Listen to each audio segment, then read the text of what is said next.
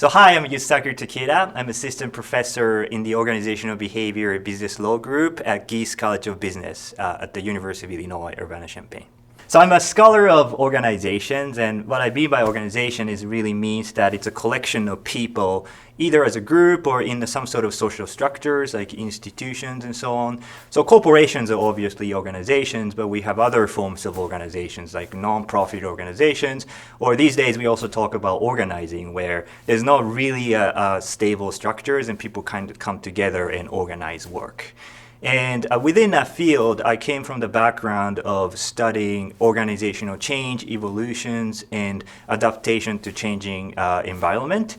And there's lots of things we can say about organizations, but one thing that we're sure about organization is organizations are really, really hard to change. Organizations over time develop structures, practices, routines. People kind of start to get accustomed to the certain ways of communicating, working. All of these work together towards the direction of maintaining the status quo. And it makes it really, really hard to change. And that includes both structural elements, but also just the simple elements like the way people think about things. Think about your customers, industries, fellow people. All of these are just sticky and really hard to change. And so the leadership really comes in as like a natural place to study because leaders really have the power to change, right? They have the power, authorities. They're in the position to be able to really implement a structural, systematic change. And so for me, as a scholar of organizations and organizational change, leadership is really a place where we study the phenomena. So the way I came to be interested in organization is somewhat accidental. That for a very long time I was interested in insects. I wanted to be an entomologist. Particularly I was interested in social insects, ants and bees. So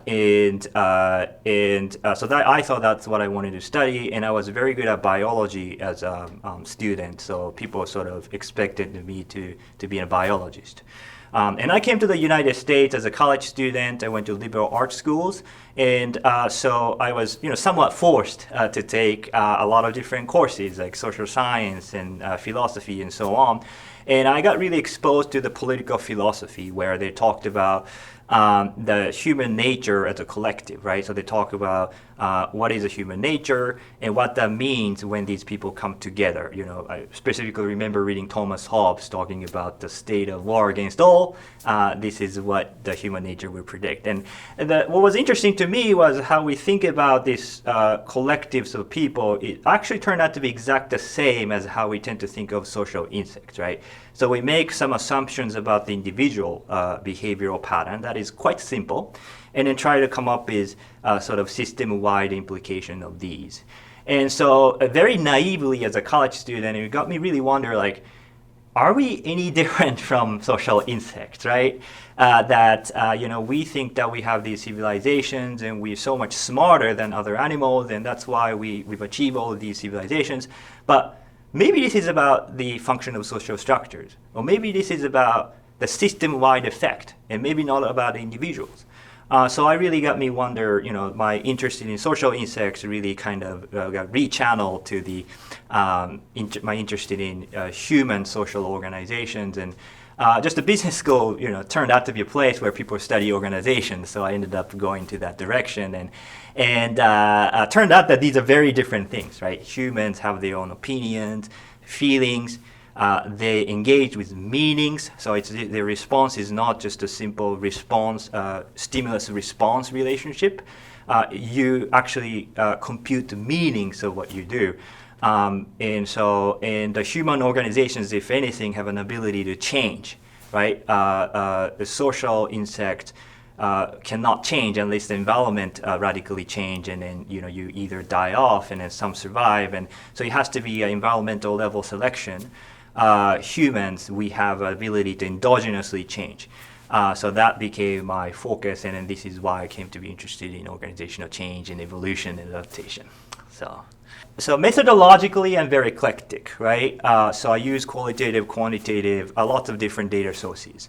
What's underlying all of these different methodology for me is that I use these to develop theories, right? So you learn something from the phenomena, something that actually happened in the real world, and try to elevate this into some sort of abstract, perhaps a little more generalizable learning that then we can apply to the other context, right?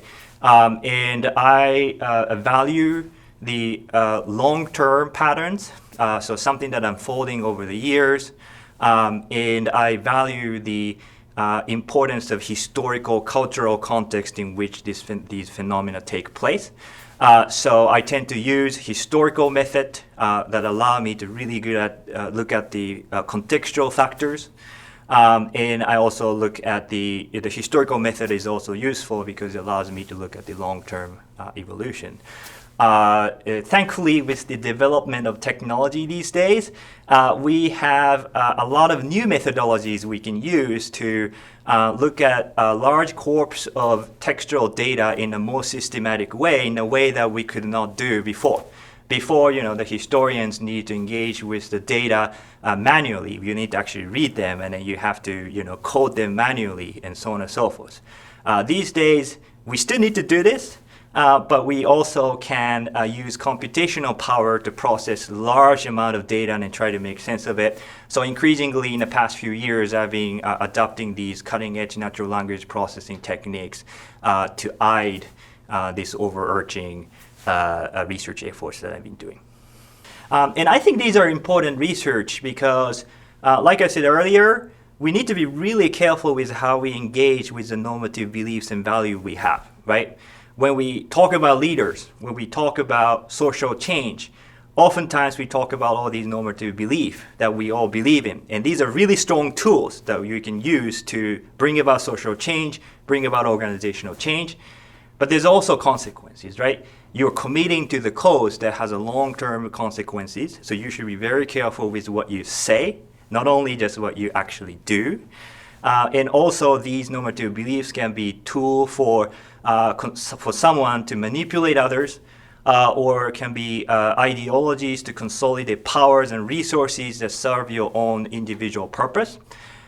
So we need a framework and theories, especially in the organizational context, to really understand how we should engage with these normative beliefs and values. And I think that's a central piece in understanding leadership, and this is why I'm starting this, and Leadership Center has been really beneficial for me to be able to really understand the phenomena with the people from other disciplines.